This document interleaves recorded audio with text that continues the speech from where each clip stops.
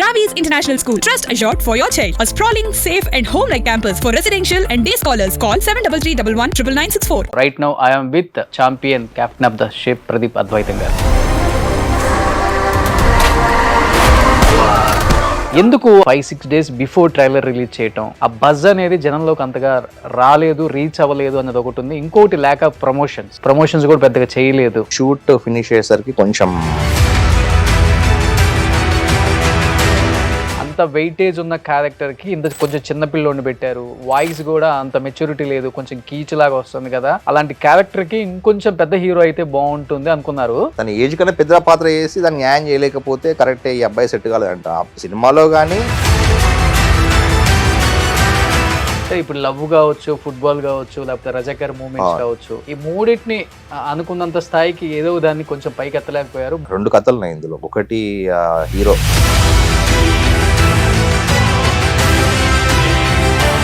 Champion story మీరు విజయ్ దేవరకొండ చెప్పారా? అదే అనుకున్నాం 19లో అనుకున్నప్పుడు.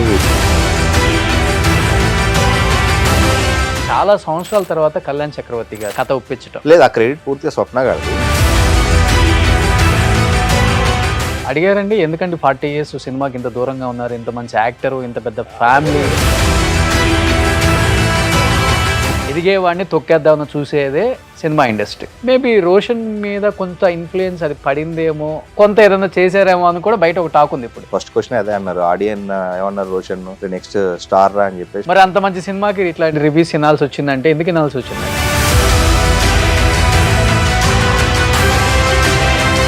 Hi hello, welcome to Suman TV. నేను మీ Roshan. So right now I'm with champion captain of the ship Pradeep Advaitham garu. నమస్తే అండి. నమస్తే అండి. Congratulations. Thank you sir. Subbu, champion చూసావా?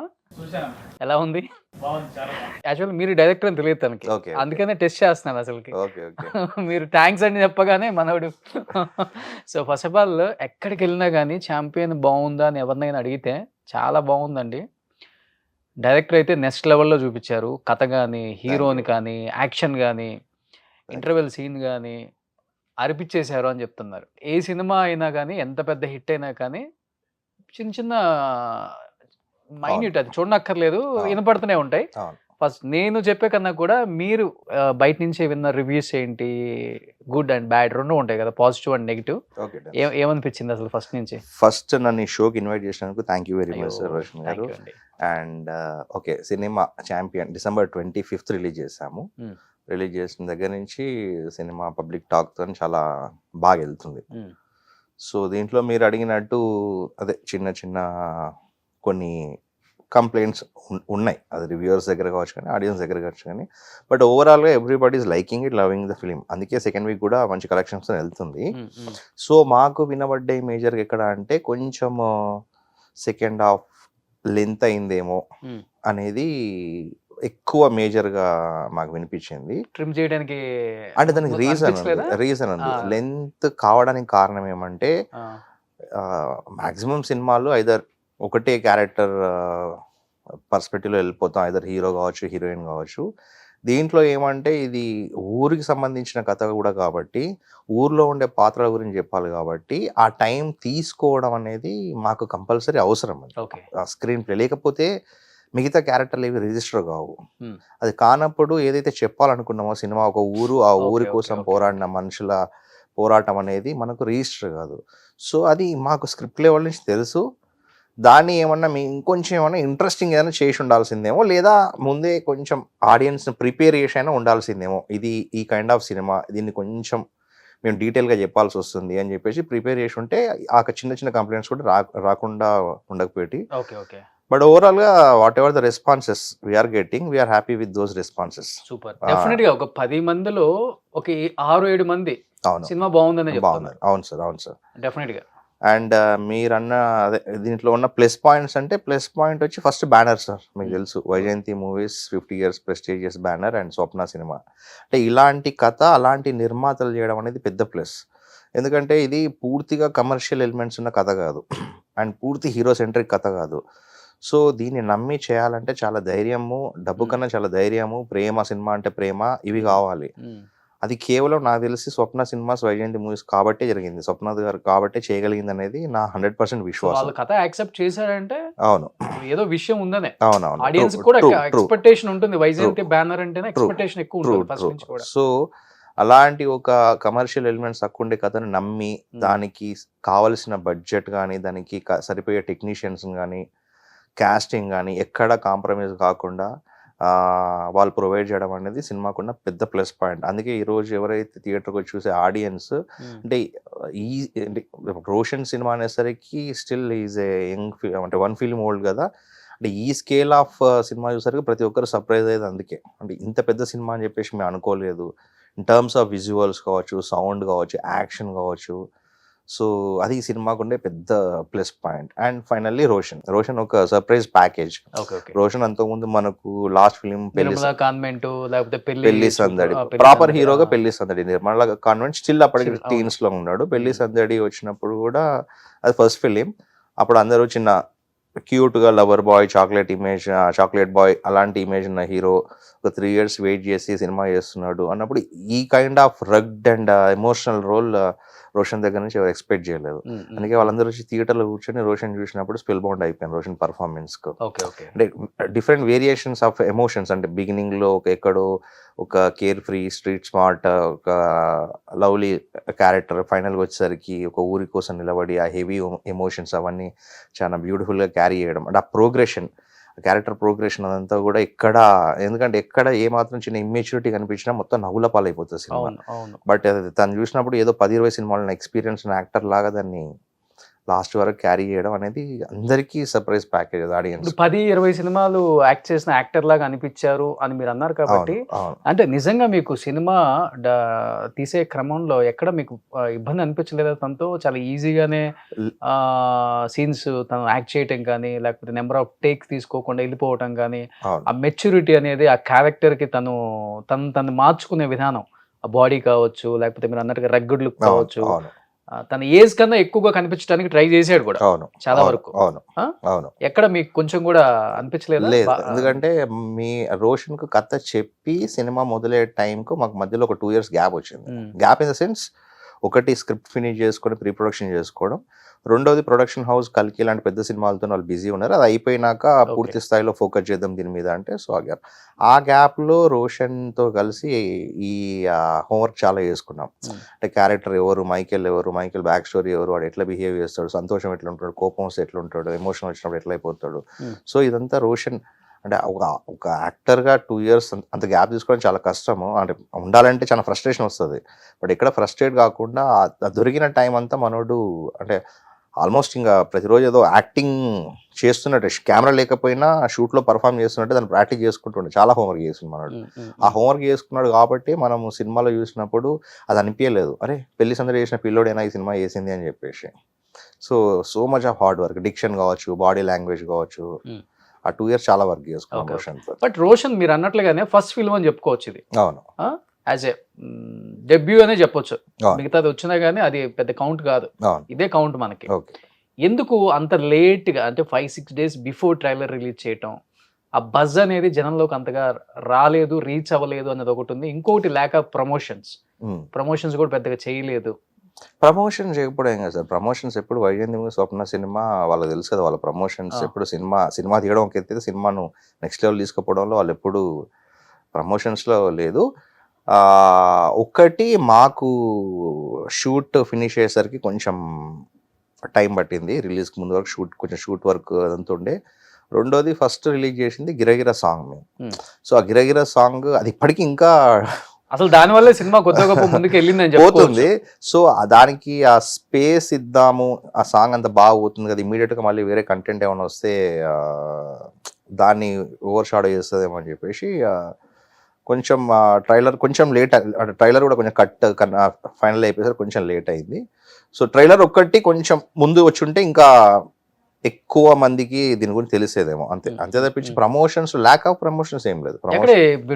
బిఫోర్ రిలీజ్ హీరో ఇంటర్వ్యూస్ లేవు, మీ ఇంటర్వ్యూస్ లేవు, ఒక హీరోయిన్ అంటే ఒకటి బిజీ ఉన్నాను సార్. అంటే షూట్ జరుగుతుంది మాకు, లాస్ట్ వీక్ వరకు కూడా షూట్ జరుగుతుంది. కొన్ని రీజన్స్ వల్ల, అంటే మాకు కాస్టింగ్ అది సెట్ కాలేదు. మీ సినిమా వస్తే పెద్ద కాస్టింగ్ ఉంది కదా, కేకే మీనన్ గారు, ప్రకాష్ రాజ్ గారు, పెద్ద కాస్టింగ్ ఉంది. వాళ్ళ డేట్స్ మాకు కొంచెం దొరికేసరికి లేట్ అయిపోయింది. సో అందుకే లాస్ట్ వీక్ వరకు ఏమైందంటే కొన్ని ఎపిసోడ్స్ షూట్ చేస్తూనే ఉన్నాం. చేసేసరికి కొంచెం ఇంకా రోషన్ బయటికి రావడానికి టైం దొరకలేదేమో. వన్స్ ఒకసారి షూట్ అయిపోగానే అందుకే ఫస్ట్ వరంగల్ దగ్గర నుంచి దాని తర్వాత గుంటూరు, రాజమండ్రి, వైజాగ్ ఇవన్నీ ఒక 3 days తిరిగేసి వచ్చాడు. కొంచెం ముందు అయిపోయి ఉంటే షూట్ మాకు అది ఇంకొంచెం ఎక్కువ టైం దొరికిండేదేమో. ఇప్పుడు ఆడియన్స్ కి ఎక్స్పెక్టేషన్స్ ఎక్కువ ఉంటుంది. అందులో శ్రీకాంత్ గారు అబ్బాయి కాబట్టి శ్రీకాంత్ గారిని ప్రేమించిన వాళ్ళు లేరు. అవును, ఒక ఫ్యామిలీ హీరో అని చెప్పారు. ఫ్యామిలీ హీరో అలాంటి వాళ్ళ అబ్బాయి వస్తున్నారంటే ఇంకా ఓవర్ ఎక్స్పెక్టేషన్స్ ఉంటాయి. అవును, డెఫినెట్ గా. ఎందుకంటే శ్రీకాంత్ గారి కన్నా ఇంకా చాలా బాగున్నాడు. అంటే ఆ ఏజ్ లో శ్రీకాంత్ గారు ఇంత అందంగా కూడా లేరు. రోషన్ అయితే కట్అవుట్ ఒక హాలీవుడ్, బాలీవుడ్ ఆ రేంజ్ లో ఉన్నాడు. డెఫినెట్ గా విల్ బికమ్ ఏ పెద్ద స్టార్ అవుతారు ఎప్పుడు. 200% నో డౌట్ దాంట్లో. ఆల్రెడీ ఆడియన్స్ నుంచి అది వచ్చింది కూడా. ఫ్యూచర్ లో పెద్ద స్టార్ అవుతుంది మేము చూడబోతున్నాం. ఎందుకంటే వాళ్ళే కదా ప్రేమించేది రేపు. కథ ఏదో వచ్చిందా కానీ ప్రేమించాల్సింది వాళ్ళే కాబట్టి వాళ్ళ నోటి నుంచి రావడం అనేది చాలా రేర్ అండి. నేను చాలా వరకు విన్నది ఆడియన్స్ నోటి నుంచి పెద్ద స్టార్ అవుతాడండి ఆ అబ్బాయి అని. అంటే అతని పర్ఫార్మెన్స్ చూసి వాళ్ళు రోషన్ అనగానే మనకు ఫస్ట్ కనిపించేది లుక్స్. అవును, లుక్స్ బాగున్నాడు, అందరికీ తెలుసు. బట్ థియేటర్కి వచ్చిన ఆడియన్స్ ఎందుకంటే పర్ఫార్మెన్స్ అది చాలా సర్ప్రైజ్ అయింది. అందుకే ప్రతి ఒక్కరు అరే స్టార్ కావాలంటే నాట్ ఓన్లీ లుక్స్ కదా, పర్ఫార్మెన్స్ కూడా కావాలి కదా. అది కనబడేసరికి అందరూ అరే స్టార్ అవుతాడు అని చెప్పేసి యునానిమస్ గా ఒప్పుకుంటున్నారు. అందులో నో డౌట్. బట్ అంత కష్టపడ్డా గానీ ఎందుకని కొంత వినాల్సి వచ్చింది బయట నుంచి. అంత వెయిటేజ్ ఉన్న క్యారెక్టర్ కి ఇంత కొంచెం చిన్న పిల్లోని పెట్టారు. వాయిస్ కూడా అంత మెచ్యూరిటీ లేదు, కొంచెం కీచులాగా వస్తుంది కదా. అలాంటి క్యారెక్టర్ కి ఇంకొంచెం పెద్ద హీరో అయితే బాగుంటుంది అనుకున్నారు. బట్ ఫస్ట్ రోషన్ అనుకున్నారా లేకపోతే వేరే హీరో కథ చెప్పారా? ముందు అంటే ఎవరిని అనుకోలేదు. అంటే ఆప్షన్ చూసుకున్నాం అంతే, ఎవరెవరు ఉన్నారు అప్పుడు మార్కెట్ లో అని చెప్పేసి ఆప్షన్స్ లో అనుకున్నాము. దాని తర్వాత లాక్డౌన్ వచ్చింది. లాక్డౌన్ తర్వాత యాక్చువల్లీ లాక్డౌన్ కన్నా ముందు నేను స్క్రిప్ట్ చెప్పింది. అంటే మొత్తం స్క్రిప్ట్ కాదు, ఒక లైన్ లాగా చెప్పింది స్వప్న గారికి. చెప్తే ఎవరెవరైతే బాగుంటారని చెప్పేసి అనుకున్నాము. దాని తర్వాత లాక్డౌన్ వచ్చేసింది. లాక్డౌన్లో ఎవరి పనిలో వాళ్ళు బిజీ ఉన్నాము. మళ్ళీ లాక్డౌన్ తర్వాత మళ్ళీ స్వప్న గారు అరే చేద్దాం అది ఎవరైతే బాగుంటారో అది అనుకున్నప్పుడు పెళ్లి సందడి ట్రైలర్ వచ్చింది. ఎందుకంటే అది కొంచెం ఆంగ్లో ఇండియన్ క్యారెక్టర్, లాలాగూడలో ఉండే క్యారెక్టర్. అంటే టక్కన ఎవరిని పడితే వాళ్ళని కాస్టింగ్ చేయలేం కదా, కొన్ని క్యారెక్టరిస్టిక్స్ కావాలి దానికి. సో దానికోసం నేను కూడా చూడలేదు. స్వప్న గారు పెళ్లి సందడి ట్రైలర్ వచ్చింది చూడు అంటే ఒకసారి చూశాను. చూస్తే రోషన్ అయితే ఎట్లా ఉంటాడంటే రోషన్ ఫీచర్స్ అంతా పర్ఫెక్ట్గా జరిగిపోతే ఒకటే ఏజ్ ఇంకా అప్పుడు నేను కలిసినప్పుడు మరీ 21 రోషన్. సో మరీ చిన్న ఏజ్. ఒకసారి పర్సనల్గా కలిసి కథ చెప్పి తర్వాత చూద్దాం అని చెప్పేసి 21 ఎండ్లో రోషన్ కలిశాను. కలిసినప్పుడు రోషన్ శ్రీకాంత్ గారు కథ తిన్నారు. ఇద్దరు బాగా నచ్చింది. నేను లోపలికి వెళ్ళినప్పుడు రోషన్ ఎదురుగా నడుచుకుంటూ వస్తున్నాడు రిసీవ్ చేసుకోవడానికి. చూడగానే అది తెలుస్తుంది, అంటే నేను రాసుకున్న పాత్ర కాబట్టి సరిపోతాడు అని చెప్పేసి. కాకపోతే హెవీ యాక్షన్ అదంతా ఉంది అని చెప్పి లోపలికి వెళ్ళి కథ అంతా నచ్చినాక శ్రీకాంత్ గారు, రోషన్ గారు ఇద్దరికి నచ్చింది కథ. చేసేద్దాం అన్నాక మేము ఒక టెస్ట్ షూట్ చేసుకున్నాం. ఒక చిన్న టెస్ట్ షూట్, ఒక 2 hours 3 scenes emotional scenes Roshan మీద చేసిన టెస్ట్ షూట్ బాగా వచ్చినప్పుడు లేదు క్యారీ చేయగలడని చెప్పి నమ్మకం వచ్చింది నాకు. అంటే చేయలేడని కాదు, అంత హెవీ క్యారెక్టర్ మీరు అన్నట్టు టూ యంగ్ అయిపోతాడేమో అని చెప్పి టెస్ట్ షూట్ చేస్తే టెస్ట్ షూట్లో అందరం చూసుకున్నాక అందరు హ్యాపీ. అప్పటి నుంచి జర్నీ స్టార్ట్ అయ్యింది. దాని తర్వాత ఒక 2 years మేమంతా వర్క్ చేసుకుంటూ ఉన్నాము. ఇప్పుడు అంటే బేసిక్గా పాత్ర కూడా నాకు తెలిసి ఆ సినిమాలో పాత్ర కూడా రోషన్ ఏజే. అది 24-25 ఉండే పాత్రనే అది. అదే 30 ఏళ్ళు 32 ఏళ్ళ పాత్ర కదా, అంత పెద్ద ఏజ్ గ్రూప్. అల్లూరి సీతారామరాజు ఇవన్నీ వచ్చినప్పుడు మనం అవును. అల్లూరి సీతారామరాజు యాక్చువల్గా ఆయన చనిపోయిన వయసు ఎంత? ఆయన 21కో 20కో చనిపోయాడు ఆయన. భగత్ సింగ్ చనిపోయినప్పుడు 18 years. ఏమంటే మన సినిమాలో పెద్ద యాక్టర్స్ చేసేసరికి వాళ్ళు పెద్ద ఏజ్ గ్రూప్ లాగా అనిపిస్తారు. కానీ రోషన్ పాత్ర కూడా 24-25 మైకేల్ ఏజ్ గ్రూప్ కూడా సినిమాలో. ఓకే. సో అందుకే కీచు గొంతు వచ్చింది. అవన్నీ ఏమంటే చాలా పట్టించుకోవాల్సిన కామెంట్స్ కాదు అని చెప్పేసి నాకు అనిపిస్తుంది. ఇప్పుడు మనం తన ఏజ్ కన్నా పెద్ద పాత్ర చేసి దాన్ని న్యాయం చేయలేకపోతే కరెక్టే ఈ అబ్బాయి సెట్ కాలేదంట. సినిమాలో కానీ యాక్చువల్ ఏజ్ కానీ రెండు ఒకటే ఏజ్ గ్రూప్. Okay okay. అంటే ఇప్పుడు లవ్ కావచ్చు, ఫుట్బాల్ కావచ్చు, లేకపోతే రజాకర్ మూమెంట్స్ కావచ్చు, ఈ మూడింటిని అనుకున్నంత స్థాయికి ఏదో దాన్ని కొంచెం పైకి ఎత్తలేకపోయారు. అలానే అనేది కూడా ఒకటి ఉంది. అంటే ఒకటి స్పష్టం సార్, అంటే స్క్రిప్ట్ ఓకే చేసుకున్నప్పుడు స్వప్న గారు నేను కూర్చున్నప్పుడు ఏదైతే 2 కథలు ఉన్నాయి ఇందులో. ఒకటి హీరో ప్రయాణం, 2 విలేజ్ కథ. సో ఈ రెండిట్లలో ఏది డామినేట్ చేయొద్దు. ఇప్పుడు ఒకవేళ ఎక్కడైనా సెకండ్ హాఫ్లో హీరో డామినేట్ చేస్తే విలేజ్ కథ పలచబడుతుంది, అవును అది డామినేట్ చేసి హీరో పలచబడతాడు. అవును. సో ఆ రెండింటికి సమన్యాయం చేయాలి, ఎక్కడ మనం డామినేట్ చేయదు అని చెప్పేసి నేను ముందు ఫిక్స్ అయిపోయినాం. ఓకే. ఫిక్స్ అయిపోయి దానికి తగ్గట్టే రాసుకుంటూ వచ్చాం. ఈవెన్ మేము సినిమా చూసుకున్నప్పుడు కూడా మాకు కూడా తెలుసు, అంటే ఇప్పుడు అనుస్వర వచ్చినాక హీరోయిన్గా ఫస్ట్ సాంగ్ రిలీజ్ చేసినాక విపరీతమైన అప్లాజ్ వచ్చింది ఇద్దరు పేరుకు, ఆ లీడ్ పేరుకు, అరే ఇద్దరు భలే ఉన్నారే అని చెప్పేసి. సో మాకు కూడా అది వచ్చింది ఫీడ్బ్యాక్, ఇద్దరు భలే ఉన్నారు అని చెప్పేసి. అన్నప్పుడు ఆబ్వియస్లీ సెకండ్ హాఫ్లో ఎక్కడో ఇంకొంచెం ఏమైనా ఎక్స్పెక్ట్ చేస్తారేమో ఆడియన్స్ వీళ్ళిద్దరి మధ్యలో అనేది మాకు కూడా తెలుసు. బట్ అవన్నీ చేస్తే మనం ఏదైతే ఒకటి అనుకుని సినిమా చేసినామో ఇదంతా పోతుంది కదా, అది కాదు కదా మనం అనుకున్నది. ఇట్లా అట్లా ఇంకా ఇది వచ్చింది అది వచ్చింది అని మార్చుకుంటూ పోతే మనం ఫైనల్గా వచ్చేసరికి మనం అనుకున్నది అక్కడ ఉండదు సినిమాలో. లేదు మనం ఏదైతే అనుకున్నామో దానికే స్టిక్ అయి ఉండాలని చెప్పేసి, అది అవన్నీ మాకు తెలిసినా కూడా దానికే న్యాయం చేయాల్సిందని చెప్పేసి ఏదైనా అదే ఫినిష్ చేసాం. సో అందుకే వాళ్ళకి ఏమన్నా ఆడియన్స్కి చిన్న డిసాటిస్ఫాక్షన్ ఉండొచ్చు కానీ, బట్ ఫిలిం మేకర్స్గా అది మేము అంటే మాకున్న కమిట్మెంట్ అది, అంతే తప్పించి దీన్ని మధ్యలో మార్చడం అనేది కరెక్ట్ కాదు అని చెప్పేసి అనుకున్నాము. బట్ ఎవ్రీబడి అంటే కొంచెం అది అర్థం చేసుకోవడానికి టైం పట్టవచ్చు, ఒక్క షో అయిపోయేసరికి. దాని తర్వాత నెక్స్ట్ షో నుంచి అలాగే అర్థం అయిపోయింది. ఓకే. కానీ ఫస్ట్ ఛాంపియన్ స్టోరీ మీరు విజయ్ దేవరకొండ చెప్పారా? విజయ్ దేవరకొండకు చెప్పలేదు, అది అనుకున్నాం అప్పుడు 19లో అనుకున్నప్పుడు ఈ ఆప్షన్స్లలో. అప్పుడు విజయ్ కొంచెం ఈ తెలంగాణ బ్యాక్డ్రాప్ ఇది ఆ లాంగ్వేజ్ అది బాగా ఈజీగా పుల్ చేయగలడు కదా, విజయ్ అయితే బాగుంటుంది అనుకున్నాం. కానీ అదే సడన్గా అప్పుడు లాక్డౌన్ వచ్చింది. లాక్డౌన్ వచ్చినాక ఇంకా దాని తర్వాత అంటే కలవలేదు, అంటే ప్లాన్స్ అన్ని అందరికీ మారిపోయినాయి ఇలాగ లాక్డౌన్ తర్వాత. అందరు ప్రాజెక్టులు ఎవరి వాళ్ళే బిజీ అయిపోయినాయి. దెన్ ఎవరు అనుకున్నప్పుడు రోషన్ వచ్చాడు ఆన్వర్డ్లో. ఫస్ట్ హాఫ్లో తెలంగాణ నెగిటివిటీ చాలా బాగా చూపించారు. Okay, thank you. ఓవరాల్గా బైరాన్పల్లి కానీ, థ్యాంక్ యూ. అండ్ చెప్పాలంటే రోషన్ అంత ఈజీగా దాన్ని అడాప్ట్ చేసుకుంటాడని ఎక్స్పెక్ట్ చేయలే. ఎందుకంటే పక్క హైదరాబాద్లో పుట్టి పెరిగినప్పటికి కూడా సినిమా వాళ్ళు ఎవరు కూడా తెలంగాణ స్లాంగ్ మాట్లాడలేరు. అవును. వాళ్ళు ఓన్లీ పక్క ప్యూర్ మన ఇది చెప్పాలంటే ఈ తెలుగు న్యూట్రల్ లాంగ్వేజ్ ఉంటుంది, న్యూట్రల్ ఉంటుంది. రాయలసీమ మాట్లాడలేరు, ఉత్తరాంధ్ర మాట్లాడలేరు, కృష్ణ మాట్లాడలేరు. పక్క రోషన్ కూడా న్యూట్రల్ ఉంటుంది మామూలు ఇంట్లో. సో దానికోసం మనోడు పక్కన వాళ్ళ లోకల్ ఫ్రెండ్స్ ఉంటారు కదా, ఒకసారి అనుకున్నాక ఆ ఫ్రెండ్స్ తోని కావాలని చెప్పి అదే లాంగ్వేజ్ లో మాట్లాడుతుండడము, ఇంట్లో డ్రైవర్స్ కానీ ఎవరైనా ఉంటే వాళ్ళతో కూడా అదే మాట్లాడుతున్నాం, అది ఒక రెగ్యులర్ ప్రాక్టీస్ లాగా చేస్తూ ఉంటుంది రోషన్.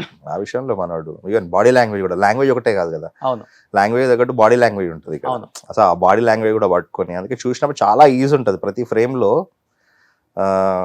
డిక్షనే కాదు, బాడీలో కూడా ఒక చిన్న పర్ఫార్మెన్స్ కనబడుతూ ఉంటుంది రోషన్. అవును, అది చాలా హార్డ్ వర్క్ అది. కానీ ఈ మధ్య కాలంలో వస్తున్న సినిమాలు చెప్పాలంటే సార్, అంటే మన హిస్టరీ మనం తెలుసుకోవడం చాలా ఇంపార్టెంట్. అవును, ఇప్పుడున్న జనరేషన్స్ ఎస్పెషల్లీ మనం మర్చిపోతున్నాం. అవును, మన రూట్స్ ఏంటి అనేది కూడా చాలా వరకు మర్చిపోయాం ఇప్పుడు. అవును, ఇప్పుడు హనుమాన్ కావచ్చు, మీరాయి కావచ్చు, అంటే అది దేవుడికి సంబంధించిన కావచ్చు, లేకపోతే మీరు చూపించిన చరిత్ర కావచ్చు, నిజామాబాద్ హైదరాబాద్ వాళ్ళని ఏలినారా నిజం అసలు తెలియదు. అవును, జరిగిందంటే ఇది అంటే ఒక రజాకార్ మూమెంట్స్ చాలా తక్కువ దీని మీద సినిమాలు రావటం, ఎవరు అంత అటెంప్ట్ చేయరు. అమ్మో ఎందుకు లేనిపోయిన రిస్క్ కదా చెప్పాలంటే. రజాకార్ మొన్న ఒక లాస్ట్ ఇయర్ వచ్చిందంటే, బట్ ఇది సెకండ్ అంతే. కానీ ఎక్కడి నుంచి పుట్టింది ఈ స్టోరీ? లేదు అంటే మీ ఏజ్ కూడా పెద్ద ఏజ్ ఏం కాదు, ఎక్కడ విన్నారు, ఎక్కడి నుంచి పుట్టింది స్టోరీ? అంటే ఇది అంటే నాకు కూడా ఇంత చరిత్ర అనేది నాకు 20 years వచ్చినాకనే తెలుసు, అంతకుముందు నాకు కూడా ఏం తెలియదు. ఎందుకంటే ఇక్కడ మనకు బుక్స్లో చరిత్ర గురించి తెలుసు కదా. ఇప్పుడు 2000s ఆ టైంలో ఆ తెలంగాణ మూవ్మెంట్ అంటున్నప్పుడు రెగ్యులర్గా పేపర్లలో వస్తూ ఉండే కదా అప్పుడు సంబంధించిన వార్తలు. అట్లా ఒక రోజు ఏదో మన బైరాన్పల్లి గురించి న్యూస్ వస్తే అరే చాలా ఎమోషనల్ అనిపించింది. ఓ ఇక్కడ ఇంత ఫైట్ జరిగిందా, ఇక్కడ రాజుకి అగెనిస్ట్గా ఇంత పోరాటం జరిగింది, వీళ్ళ పోరాటం అంతవరకు పోలీస్ యాక్షన్ తీసుకోవాలా వద్దా అని చెప్పి ఢిల్లీలో ఒక ఆర్గ్యుమెంట్.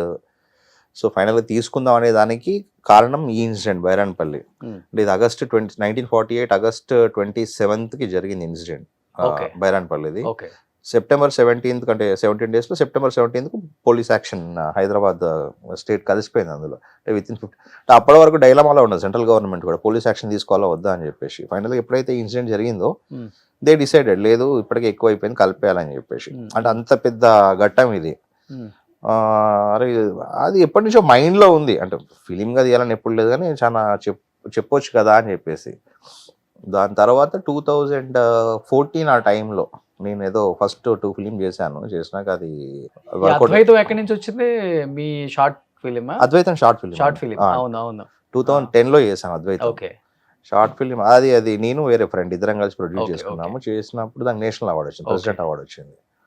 అది అయిపోయినాక నేను 2 ఫిలిమ్స్ డైరెక్ట్ చేశాను, చిన్న సినిమాలు. అవి ప్రొడక్షన్ లెవెల్లోనే కంప్లీట్గా పోయింది అది.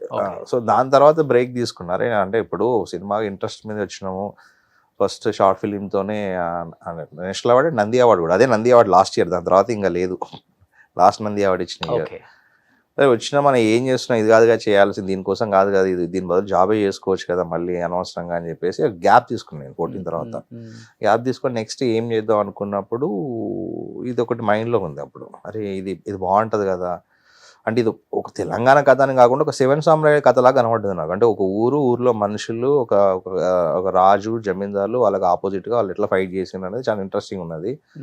సో దాన్ని కథ చేసే క్రమంలో ఓన్లీ ఆ ఊరి గురించి చెప్తే మరీ ఆ డాక్యుమెంటరీ లా ఉంటుందేమో, అంటే ప్రొడ్యూసర్లను కూడా కన్విన్స్ చేయడం, అంటే ఏదైనా మనకు కొంచెం హీరో సెంట్రిక్ కావాలి కదా. సో కొంచెం ఇంట్రెస్టింగ్గా ఎక్కువ మంది అప్పీల్ అయ్యేలా ఎలా చేయొచ్చు అని చెప్పేసి అదేదో రీసెర్చ్ చేస్తున్నప్పుడు బేసికల్లీ ఇదంతా చదువుతున్నా, హైదరాబాద్, సికింద్రాబాద్, తెలంగాణ అంతా చదువుతుంటే సికింద్రాబాద్ వరకు వచ్చేసరికి చాలా ఇంట్రెస్టింగ్ అనిపించింది. సికింద్రాబాద్ వచ్చి కంటోన్మెంట్ ఏరియా, అండర్ బ్రిటిష్ ఉండేది అది. చుట్టంతా నిజాము, వాళ్ళ రూల్స్ వేరు. సికింద్రాబాద్ మాత్రం ఓన్లీ బ్రిటిష్, అక్కడ నిజాం రూల్ ఉండదు. సో కంప్లీట్ అది సికింద్రాబాద్ టౌన్ అదంతా కాస్మోపాలిటన్ కల్చర్. అక్కడంతా బ్రిటిషర్స్ ఉండేది, మన Parsis, Tamilians, Telugu, Anglo Indian communities. Football ఎక్కువ అప్పుడు. ఈవినింగ్ అయితే ఈ పార్టీలు, జాజ్ పార్టీలు, సినిమాలో మీరు ఏదైతే చూసిందో అదంతా అప్పుడు ఉన్నదే. అప్పుడు సికింద్రాబాద్ క్లబ్ కానీ మాంటీస్ బార్ అండ్ రెస్టారెంట్ చూపెట్టినాం సినిమాలో. అది రియల్ బార్ సికింద్రాబాద్, మొన్నటి వరకు కూడా ఉంది. అది నాకు తెలిసి 80s వరకు కూడా ఉంది బార్, అది బార్ అండ్ రెస్టారెంట్. అది ఆంగ్లో ఇండియన్ కమ్యూనిటీ రన్ చేసేది. సో అరే ఇదో ఇంట్రెస్టింగ్ ఉన్నది కదా, దీని మధ్యలో మళ్ళీ ఒక కొత్త సెటప్ అని చెప్పేసి అనుకున్నప్పుడు దాంట్లోంచి ఒక హీరో, ఆ ఫుట్బాల్ కల్చర్ దాంట్లోంచి ఒక హీరో దీంట్లోంచి తీసుకుంటే ఈ అంబియన్స్ కూడా చూపెట్టచ్చు. ఇదంతా అందరికీ తెలుసు, తెలంగాణ అంటే ఎప్పుడు కష్టాలు, కన్నీళ్ళు, పోరాటం, ఉద్యమం అనేది ఎవరు తెలుసు.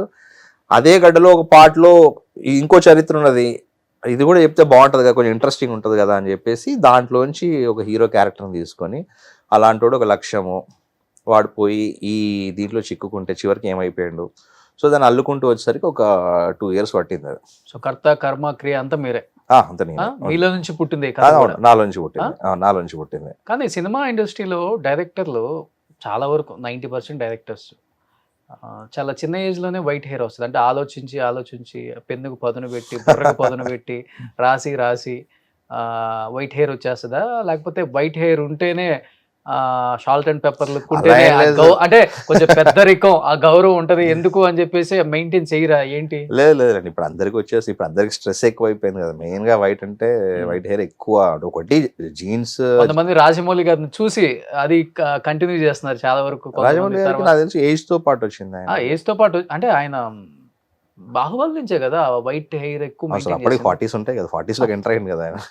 40s అంటే ఇప్పుడు 70 లో కూడా చేసేవాళ్ళు, 70 లో కూడా వేస్తారు డై. ఓకే, స్ట్రెస్ లెవెల్స్ ఒకటి ఉంటాయి సార్, దాంతో తొందరగా తెల్లబడతాయేమో అందరికి. ఓకే, ఇక మీరు డైలీ గీలంటారా, అంత టైం ఉండదు. ఒక్కోసారి ఇంట్రెస్ట్ ఉన్నప్పుడు వేసుకుంటాం, లేకపోతే వదిలేయడం, అంతే, వదిలేస్తారు అంతే. నాకు బాగా నచ్చింది ఏంటంటే చాలా సంవత్సరాల తర్వాత కళ్యాణ్ చక్రవర్తి గారిని కథ ఒప్పించడం. అవును, అనిల్ రావుపూడి సర్లేదు నీకెవరప్పుడు విజయశాంతి గారిని ఒప్పించి బయటికి తీసుకురావటం.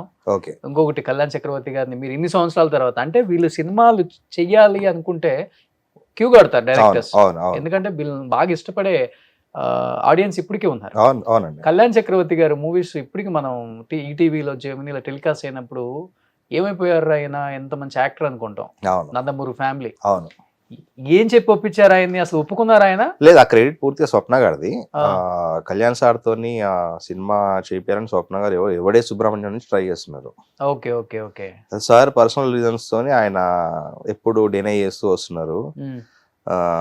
లేదమ్మా అని చెప్పేసి. బట్ స్టిల్ ఎవ్రీ ఫిలిం స్వప్న గారు మొదలు పెట్టినప్పుడు ఖచ్చితంగా కళ్యాణ్ సార్ అడుగుతూ ఉంటది.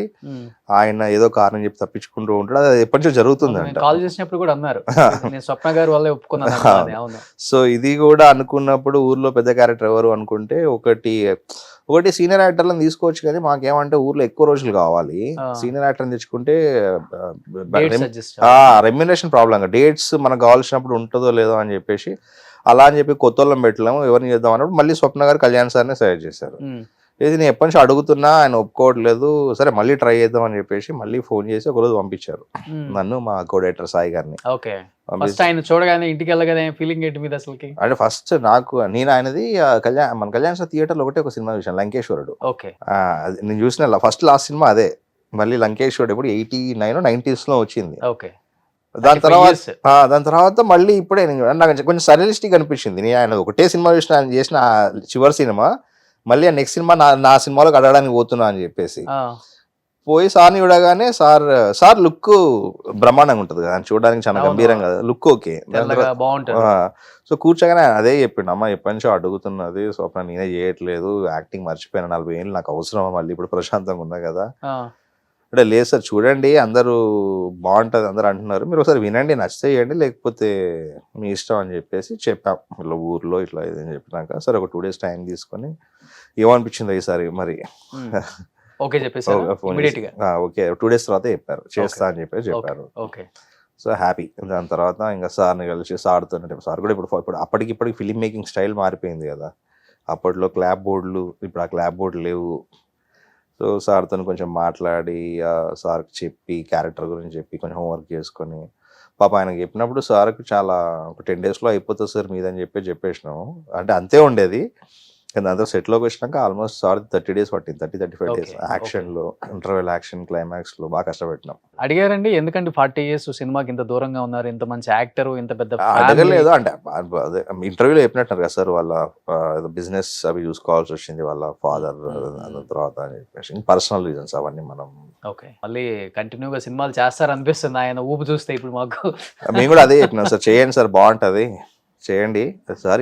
ఇంకో సినిమా కూడా ఏదో కమిట్ అయినట్టున్నారు, అది ఆయన చెప్పాలా? నేను 4-5 years నుంచి అడుగుతున్నా ఇంటర్వ్యూ ఆయన. ఓకే. ఆయన చాలా అంటే 2% అంటే ఎక్కువ మాట్లాడరు సార్ ఆయన. ఈవెన్ సెట్ లో కూడా ఉంటారు, ఫ్రీగా ఉంటారు, కానీ ఎంత మాట్లాడాలో అంతే, అంటే ఎక్కువ మాట్లాడరు ఆయన. ఓకే. కానీ యాక్టింగ్ లో ఎలా, అది యాజ్ ఇట్ ఈజ్ అలానే ఉందా ఆయన బాడీలో, లేకపోతే కొంచెం కష్టపడ్డారా? అది ఉంటది కదా సార్, యాక్టింగ్ అనేది వాళ్ళకు బేసిక్ గా లోపల ఉంటది. అది కొంచెం ఇప్పుడు దీనికి వచ్చేసరికి డిక్షన్ అది వేరు కదా, డిక్షన్ అది వేరు కాబట్టి కొంచెం ప్రాక్టీస్ అది చేయించడం, ఏదైనా పదాలు తెలంగాణ పదాలు వచ్చినప్పుడు కొంచెం ఇబ్బంది పడేది. ఓకే. టైం తీసుకొని ప్రాక్టీస్ చేసుకొని చేసేది. ఓకే. ఓకే. బట్ యాక్టింగ్ అనేది లోపల ఉంటేనే వస్తుంది, మనం నేర్పిస్తే రాస్తారు. అది యాక్చువల్గా ఇలాంటి ఒక సినిమాకి పెద్ద పెద్ద కొరియోగ్రాఫర్స్ని సెలెక్ట్ చేసుకుంటారు, ఈ ప్రోగ్రామ్స్ చేస్తారు, లేకపోతే డాన్స్ స్టూడియో, లేకపోతే ఆట ఇవి చేసిన వాళ్ళు, మంచి టాలెంట్ ఉంది వాళ్ళకి, సందీప్ కానీ జ్యోతిక్ కానీ. కానీ ఒక మంచి అవకాశం కోసం ఎప్పటి నుంచో వెయిట్ చేస్తున్నారు. వాళ్ళని పెట్టాలన్న థాట్ అవుద్ది ప్రొడక్షన్ ఉందా లేకపోతే మీద? అంటే ఏదైనా కూడా స్వప్న గారు నేను కలిసి మాట్లాడతాను, ఇది కూడా స్వప్న గారి థాటే. అంటే మాకు అది డాన్స్ సాంగ్ కాదు, అంత మాంటేజ్ సాంగ్, కానీ మధ్యలో మాత్రం ఆ గిరగిర వచ్చిన దగ్గర ఒక హుక్ స్టెప్ అయితే బాగుంటది అనుకున్నప్పుడు అందుకే దీన్ని మొత్తం పెద్ద కొరియోగ్రాఫర్ని పెట్టలేము దీనికి, ఎందుకంటే ఫుల్ సాంగ్ అయితేనేమో మనము పెద్ద కొరియోగ్రాఫర్ని పెట్టుకోవచ్చు. ఇది ఫుల్ సాంగ్ కాదు, ఓన్లీ ఆ బిట్ మాత్రమే కావాలి మనకు.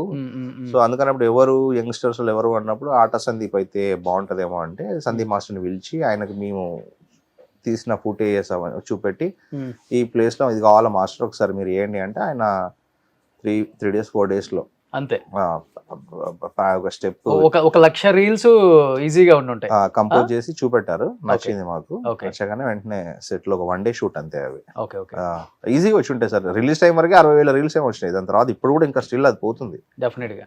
బట్ స్టార్ కిడ్ కాబట్టి డెఫినెట్ గా రోషన్ ఎక్స్పెక్టేషన్ ఎక్కువ ఉంటుంది ఆడియన్స్ కి. అవును. బట్ ఫస్ట్ డే షో పడిన తర్వాత కొంచెం మిక్స్డ్ రివ్యూస్ కానీ మిక్స్డ్ టాక్ కానీ విన్నప్పుడు కొంచెం పానిక్ అవుతాం. అవును. డెఫినెట్ గా శ్రీకాంత్ గారు ఫస్ట్ రియాక్షన్ ఏంటి అసలుకి?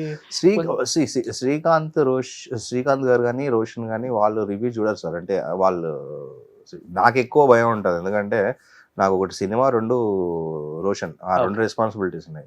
వాళ్ళు వెరీ మచ్ కాన్ఫిడెన్స్. శ్రీకాంత్ గారు అంత నమ్మకం లేకపోతే ఆయన 3-4 years నుంచి అసలు ఒక రోజు కూడా ఏం జరుగుతుంది ఆయన అడగకుండా ఉండరు. ఆయన వెరీ మచ్ కాన్ఫిడెంట్గా ఉన్నాడు. ఆయన సినిమా కూడా ట్రైలర్ టీజర్ చూసిన ఒక్క రోజు కూడా ఆయన వచ్చి రష్ చూడడం కానీ ఏది లేదు. ఆయన ఎందుకో ఆ నమ్మకంతో ఉన్నారు. రిలీజ్ రోజు కూడా డైరెక్ట్ గా ఏడ్చారా, ఎమోషనల్ అయ్యారు ఏమన్నా? నేను సార్ తో చూడలేదు, సార్ దేవిలో చూసాను, నేను ప్రసాద్లో వెళ్ళాను. ఓకే, ఈవినింగ్ కలుస్తాం కదా.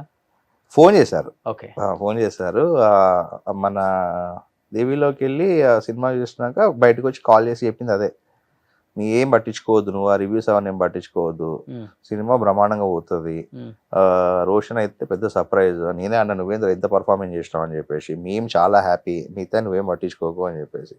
సో నాకు ఎక్కడ వచ్చిన టెన్షన్ ఉన్నా మార్నింగ్ యూఎస్ రివ్యూ చూడగానే, బట్ స్టిల్ అదే చెప్తున్నా, end of the day public real reviewers. Okay, so అది ఒక షో అయిపోయినాక అంటే ఎన్ నెంబర్ ఆఫ్ స్టార్స్ పెరిగిపోతూ ఉన్నారు, ఐ మీన్ హీరోస్. అవును, కొత్త హీరో వస్తున్నాడు, హిట్స్ పడుతున్నాయి అంటే ఉన్న స్టార్లకు హీరోలకు కొంచెం భయం ఉంటుంది.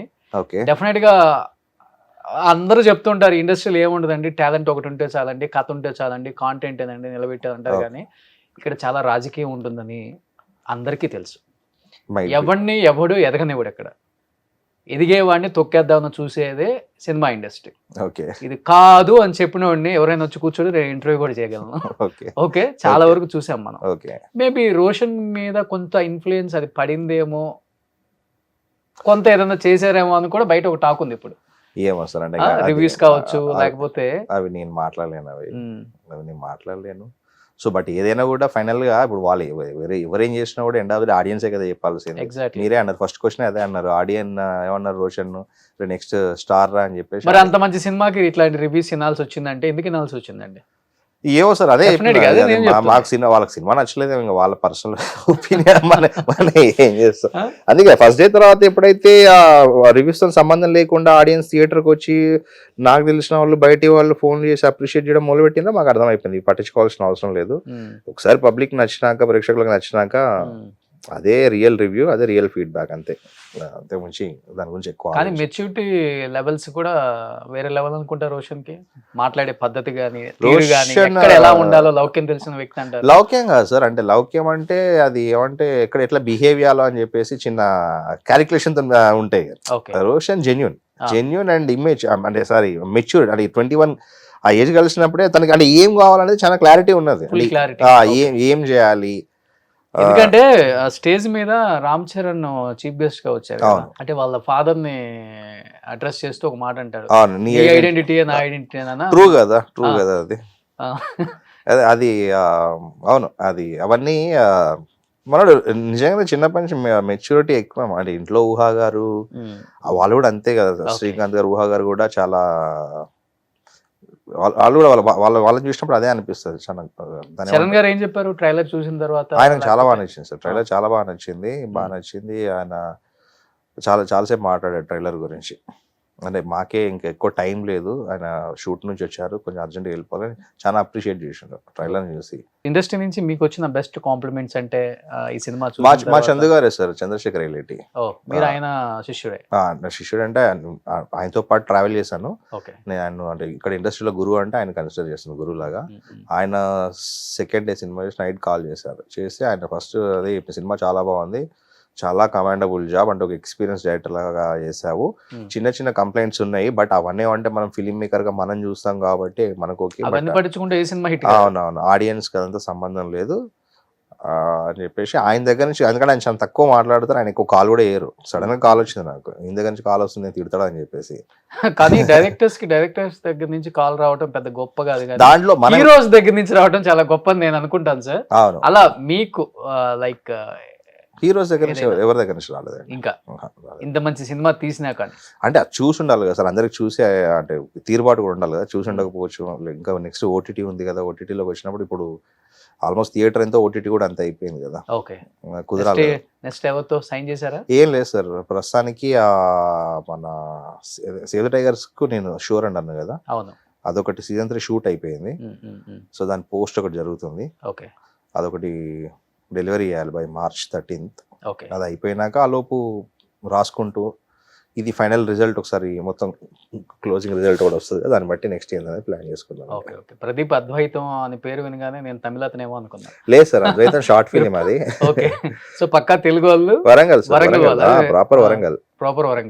అద్వైతం షార్ట్ ఫిల్మ్ అవార్డు వచ్చినాక అందరూ ఆ అవార్డు షార్ట్ ఫిల్మ్ అరే అద్వైతం ప్రదీప్ అంటూ ఉంటే ప్రదీప్ అనేది కామన్ నేమ్ కదా ఇండస్ట్రీలో చాలా ఉంటుంది, ఇదో బాగుంది అని చెప్పేసి నేను కూడా దాన్ని అట్లనే యాడ్ చేసుకున్నాను. సో మీరు కూడా రీల్ చేశారా మీ సాంగ్ కి గిరగిరకి? నేను చేయలేదు. ఓన్లీ డైరెక్షన్ చేస్తారు మీరు? మనకు డాన్స్ డాన్స్ చేపిస్తారు అంతే. So but as a director గా నేను సక్సెస్ అయ్యాను, మంచి సినిమా తీశాను, మంచి కాంటెంట్ ఆడియన్స్ కి ఇచ్చాను అన్న ఒక సంతృప్తి అయితే ఉంది కదా? 100%. దానికి మొట్టమొదటి థ్యాంక్స్ చెప్పాల్సింది స్వప్న గారికి. అంటే ఇప్పుడు నాకు కళ ఉండడం వేరు, నీ కథ చెప్పాలనుకోవడం వేరు. దాన్ని నమ్మి నా అంత బలంగా నమ్మి నిలబడే నిర్మాత కూడా చాలా గొప్ప. సో తను ఏదైతే 4 ఏళ్ల క్రితం అనుకోని సినిమా మొదలుపెట్టినప్పుడు తను ఏదైతే నమ్మిందో అది చివరి వరకు నాతో పాటు నిలబడ్డది. అదే మేము డెలివరీ చేస్తున్నాము ఈరోజు, అదే నచ్చుతుంది అందరికీ. ఆ విషయంలో 100% హ్యాపీ. అంటే ఒక అలాంటి కథను చెప్పడానికి ఎంతమంది రిస్క్ తీసుకుంటారు. నేను రాసుకుంటే సరిపోదు కదా. సో రకరకాల రివ్యూస్ వచ్చినప్పటికి కూడా సినిమాని సినిమాగానే ప్రేమించే చాలా మంది ఆడియన్స్ ఉన్నారు కాబట్టి ఈరోజు ఛాంపియన్ బతికింది. అవును సార్, ఓకేనా? అలాంటి ప్రేక్షకులకి, ఇంకా చూడని ప్రేక్షకులకి ఏం చెప్పాలనుకుంటున్నారో మీ మాటల్లో? మొదట మా సినిమాను రివ్యూలతో సంబంధం లేకుండా థియేటర్కి వచ్చి ఆదరించిన ప్రేక్షకులందరికీ thank you very much. Champion అనేది ఒక చూడాల్సిన సినిమా, ఎందుకంటే దీంట్లో ఒక మర్చిపోయే చరిత్రను తెలియపే ప్రయత్నం చేశాం. And it's a clean film. అంటే ఇప్పుడు వచ్చే అసభ్యత, హింస ఇలాంటివి లేకుండా మీరు మీ పిల్లలతో పాటు వచ్చి హ్యాపీగా థియేటర్లో కూర్చొని ఒక మంచి ఎక్స్పీరియన్స్ చేసే ఫిలిం. సో చూసిన వాళ్ళందరికీ థ్యాంక్స్. చూడని వాళ్ళు ఉంటే please come to theatres and watch it. మీరు అందరూ ఖచ్చితంగా ఎంజాయ్ చేస్తారు. సో థ్యాంక్ యూ అండి, thank you so much. Thank you అండి, థ్యాంక్ యూ. చాలా గ్రేట్ అటెంప్ట్ అని చెప్పవచ్చు. Thank you sir, thank you. Dare attempt sir అది. ఊరికే కాదు, అంటే ఆ చరిత్రని స్క్రీన్ మీద చెప్పే విధానం సరిగా చెప్తేనే సక్సెస్ అవుతుంది. అవును అవును. అది కొంచెం మిస్ఫైర్ అయినా కానీ చాలా కష్టం. అవును. మీ సినిమాకి ఎక్కడా కూడా ఈయన చెప్పే విధానం బాలేదురా బాబు అని ఇవ్వడం లేదు. చెప్పే రివ్యూర్స్ కూడా కొంతమంది ఫస్ట్ హాఫ్ చాలా స్మూత్ గా వెళ్ళిపోయింది, జనానికి బాగా ఎక్కింది. సెకండ్ హాఫ్ కొంచెం లాగ్ అయింది. ఎందుకు లాగ్ అయింది అంటే మీరు అన్నమాట కూడా నాకు బాగా నచ్చింది. ప్రతి క్యారెక్టర్ కూడా రిజిస్టర్ అవ్వాలి. ఎందుకంటే చిన్న చిన్న క్యారెక్టర్స్ కూడా చాలా బాగా రిజిస్టర్ అయింది మూవీలో. దాన్ని కొంచెం తీసుకెళ్లే విధానంలో లాగ్ అయింది. అది మటుకు మీరు ముందు నుంచి కన్వే చేయలేదు కాబట్టి అది కొంచెం ఎక్కలేదు అంతవరకే. సో ఓవరాల్ గా సినిమా అయితే ఎక్స్ట్రాడినరీగా వచ్చింది. రోషన్ అయితే ఎక్స్ట్రాడినరీగా చేశారు. ప్రొడక్షన్ వాల్యూస్ అయితే నెక్స్ట్ లెవెల్, సినిమాటోగ్రఫీ అయితే వేరే లెవెల్ అండి. Thanks to Madhi garu, thanks to Madhi sir, తోటతని sir, Peter Hein master and Chanti garu editor and Mickey's music. అంటే ప్రతి ఒక్కరు వాళ్ళ క్రాఫ్ట్ లో ద బెస్ట్ ఈ సినిమాకి ఇచ్చారు. సూపర్. సో చూడని వాళ్ళు ఎవరైనా కానీ ఉంటే ఛాంపియన్ మూవీ నిజంగా వెళ్ళి చూడండి. ఎందుకంటే డిసెంబర్ 2025 ఇంకా మర్చిపోలేం మనం. ఎందుకంటే డిసెంబర్ మంత్ ఎండ్ లో అన్ని సినిమాలు రిలీజ్ అయ్యాయి. అవును సార్. రిలీజ్ అయిన అన్ని సినిమాలకు కూడా మంచి పాజిటివ్ టాక్ వచ్చింది. అండ్ 26 రేపు సంక్రాంతికి కూడా చాలా సినిమాలు రిలీజ్ ఉన్నాయి అనమాట. సో నిజంగా ఇన్ని మంచి సినిమాలు రావటం, ఇంత మంచి ఎంటర్టైన్మెంట్ ఇవ్వటం నిజంగా మేకర్స్ కి హ్యాట్స్ అప్, సెల్యూట్.